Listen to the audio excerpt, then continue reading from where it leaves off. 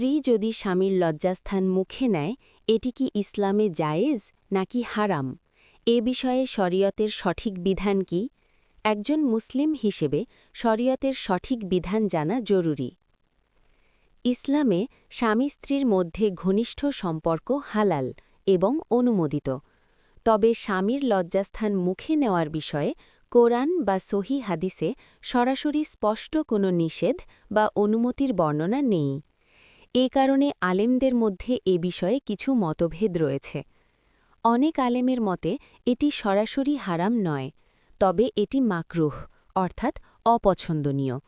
কারণ এটি শালীনতা ও ইসলামী আদবের পরিপন্থী এবং লজ্জাস্থান সাধারণত নাপাক জিনিসের স্থান হিসেবে বিবেচিত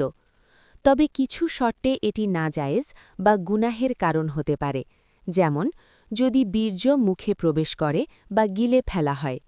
যদি এতে অস্বস্তি ক্ষতি বা জোর জবরদস্তি থাকে যদি এতে অপবিত্রতা বা অসম্মানের সৃষ্টি হয়